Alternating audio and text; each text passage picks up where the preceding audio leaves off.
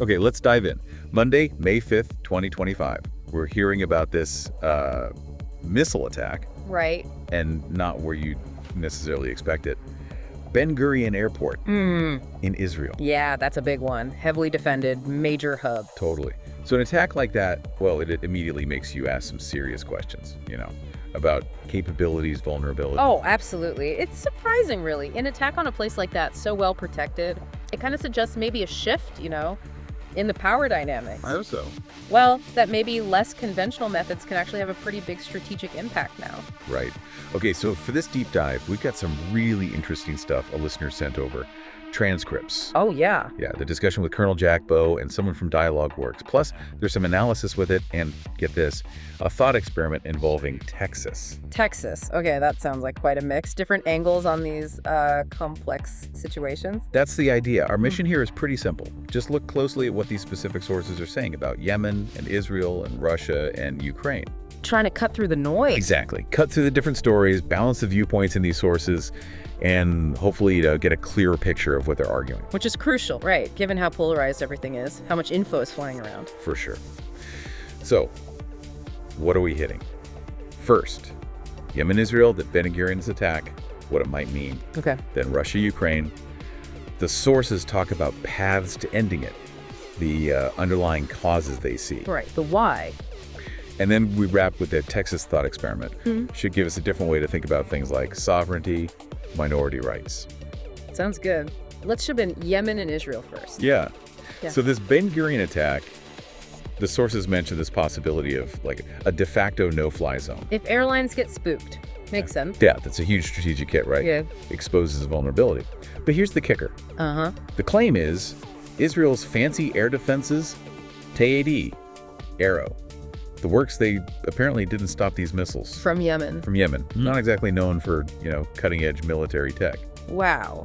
So even with top-tier defenses, you can still get significant disruption. That says a lot about modern conflict. It really does. And it makes you think about the whole idea of military superiority in the region. Definitely. If less sophisticated stuff can get through these advanced systems, well, it raises questions, not just about Israel's capabilities, but maybe the U.S. too, right? As the supplier. Good point. And the sources, they don't just paint this as like random violence. They look at Yemen's stated reason. Which is? Apparently, they see it as implementing the UN's responsibility to protect R2P. Okay, R2P. The idea that the international community should step in if a state fails to protect its own people from atrocities? Right. And Yemen claims this is because of Israel's alleged noncompliance, with international law, ceasefire deals regarding Palestinians. That's certainly a perspective you don't hear much in Western media. Not usually, no. It really shows how differently the conflict is framed, doesn't it? One side's upholding norms, the other's aggression. And the material goes further. It suggests our understanding in the West is maybe heavily shaped by, well, it calls it Israeli propaganda. Shaping the narrative, Right. Controlling information. That's always part of these long conflicts. Yeah. And the source suggests maybe if the West had held Israel more accountable in Gaza, Yemen might not have felt the need to step in like this. Interesting point. Raises questions about how narratives influence actual actions on the ground. So, building on that, the sources then tackle the whole Iranian proxy thing. Ah, yes, the common accusation. How do they define proxy? Someone implementing another country's policy, basically. But they really argue against just labeling Yemen as Iran's puppet here. Okay, what's their counter-argument? Well, that Yemen's support for Palestinians could be, independent, driven by their own concerns. And they contrast it with Iran, saying Iran's approach has historically been more, maybe, measured, diplomatic. They even mention cultural differences, Persian versus Arab, to kind of push back on that simple narrative. Right, so it challenges that easy explanation. It forces you to look at actors' individual motivations, their own histories. That's key. It really is. It suggests, these regional players have their own reasons, even if they sometimes align with bigger powers. Which isn't the same as being directed by them. Exactly. But this leads to a pretty serious worry raised in the sources. What's that? That the U.S. and Israel might use what Yemen's doing as, like, a pretext, an excuse to attack Iran. And they bring up intelligence on Iran's nuclear program. Yeah, they reference a reported U.S. Director of National Intelligence Assessment from April 2025. And what did that assessment supposedly say? The key takeaway reported is, Iran doesn't have nukes, isn't trying to build them, and hasn't been since 2003. Which flies right in the face of a lot of the rhetoric we hear, doesn't it? Yeah. Especially from people like Netanyahu, Trump, always suggesting Iran's right on the edge. Totally contradicts it. And the worry expressed in the source is that maybe the U.S. government adopts Israeli claims, even if its own intelligence says otherwise, to justify potential conflict. It's a serious concern, using perceived threats, maybe amplifying them, to build a case for action.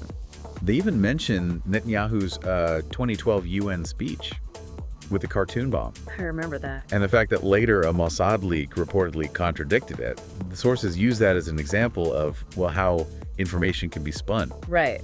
How narratives get built to justify certain paths. Okay, so what about Europe in all this? The sources are pretty critical. How so? Basically portraying Europe as, absent, lacking its own real influence in these Middle East talks.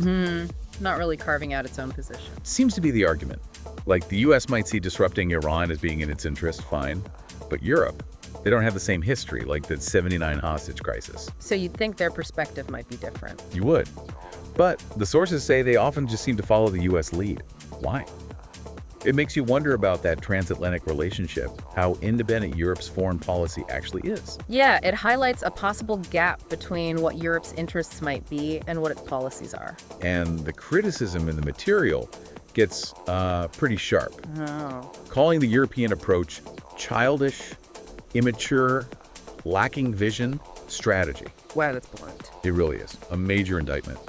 Suggests maybe lack of strategic thinking, just defaulting to the U.S. line, even if it doesn't quite fit Europe's situation. And you've got countries in the Middle East itself, like Saudi Arabia, actually engaging with Iran now. Normalization efforts. Yeah, which makes Europe's reported stance seem even more out of step, according to these sources. Interesting critique. Okay, shall we pivot to Russia and Ukraine? Let's do it. So this section kicks off with Donald Trump. His feeling that even his administration couldn't crack this nut. Right. There's that interview bit where he mentions rare earths, called it Biden's war, throws out that shocking casualty number, 5,000 a week combined, and says he wants to stop the killing. Yeah, but the analysis we have is pretty skeptical about his grasp of it all. How so? Well, it points to his alleged unawareness of past U.S. involvement and suggests his focus is really just on getting a deal that's good for the U.S. So a surface-level understanding. That seems to be the implication. That kind of understanding, the source argues, won't lead to a real resolution. You need to get the underlying dynamics. And the claim goes further, saying Trump's team, Keith Kellogg is mentioned specifically, didn't really get the reasons for the war. Still stuck in Cold War thinking about Russia. Apparently so, according to this analysis. Missing the specific Ukraine-Russia history, the cultural stuff. Which highlights that danger, right? Applying old frameworks to new, complex situations, nuance gets lost. So how could this end, according to the material? Two paths laid out: negotiation or decisive victory. But it notes that Ukraine and Europe seem resistant to negotiating with Russia. Yeah, that's what's stated. Well, Russia, under Putin's June 2024 conditions, has apparently said they're ready to talk. So a diplomatic impasse, largely driven by the Western side, it seems. Seems to be the argument here. And because of that reluctance to talk, the analysis gives a pretty stark prediction. Which is? That a decisive Ukrainian military victory, it's called a fantasy. Oof. Right. So what's seen as more likely? A decisive Russian victory, if things keep going as they are. That's a pretty big departure from a lot of the official narratives in the West. It certainly is. Though it does mention Trump wanting some kind of deal before pulling out, maybe, unlike Biden in Afghanistan. Right. The source kind of grudgingly gives him credit for at least wanting a solution, even while questioning if he gets the core issues. But the warning is serious. Very. Without talks, the source warns Russia might just finish Ukraine off. Okay, now the cause of the war. This is where the sources really shift the focus. They're big time. They argue the main trigger for February 2022 wasn't primarily NATO expansion, though that's, in the background. So what was the main driver, according to them? The situation and the rights of the Russian minority inside Ukraine. That's presented as the key catalyst for Russia's invasion. That's a perspective that often gets downplayed or ignored in the West. Definitely. The sources even talk about an alleged Zelensky strategy from back in 2019. What strategy? To use Western support, sanctions, to basically defeat Russia militarily, clear the path for NATO membership. And the argument is, before Feb 22, it wasn't really a war with Russia yet. More like a conflict with Russian minorities within Ukraine. That's how it's framed here. Reframing those years as more of an internal conflict, but one with huge external implications. And potential for Russian intervention, like Georgia in 2008. Exactly. So Russia's main goal, citing Lavrov in the text, is supposedly the status of that Russian minority. Which brings the Minsk agreements back into the picture. Right, as a potential framework, because Minsk was all about minority rights, political settlement. And the claim is this minority issue gets overlooked. Consistently. In Europe, even by Trump's team, according to this material, they say the focus stays on military lines, borders. Which they call superficial. Yeah, compared to Lavrov's supposed focusing on root causes, like minority rights. And it's not just Russians. No. The transcripts mention Hungary, Romania. They have concerns about their minorities in Western Ukraine, too. So it connects to that post-2014 government in Ukraine, described in the source as ultra-nationalist. Yeah, and they cite the July 2021 language law as a prime example of what they call ethnic discrimination. So the argument becomes Russia wants to reverse that nationalist trend, protect these minorities. And according to this view, that's why Russia might not give back all the territory it's taken. There's even speculation about places like Odessa, Mykolaiv. Suggesting territorial goals tied to protecting those populations, not just expansion for its own sake. That's the perspective presented. What about Kyiv, the political leadership? The sources suggest Russia might prefer political change within Ukraine, driven by pressure on the battlefield, rather than, say, storming the capital. So military pressure leading to internal political shifts toward leadership, maybe more willing to address Russia's concerns. That seems to be the idea. And they mention those rumors about the US and UK maybe looking for alternatives to Zelensky. Which would fit that narrative of potential political change. And there's the point about forced conscription in Ukraine. Becoming unpopular, yeah. Yeah. Potentially even leading to Ukrainian resistance movements, maybe even linking up with Russian ones. Paints a picture of a potentially fracturing internal situation. So the takeaway in this section is pretty stark. Sustained Russian military pressure might directly lead to political change inside Ukraine. A significant, maybe controversial conclusion from these sources. Okay, now for something completely different. This Texas thought experiment. Right, the Texas scenario. So imagine Texas declares independence, changes its official language to Spanish, enforces it, like Ukraine's 2019 law, and brings in new citizenship rules favoring long-term Hispanic residents, restricting dual citizenship. It's a wild scenario, yeah. But it's fascinating how it holds up a mirror to the Russia-Ukraine conflict, isn't it? Especially those points our sources made about Crimea and Ukraine's language and citizenship policies being seen as unfair to Russian speakers. The parallels jump right out. You immediately think, okay, what happens inside Texas? Huge backlash, right? Oh, for sure. Cultural resistance from English speakers fighting over citizenship.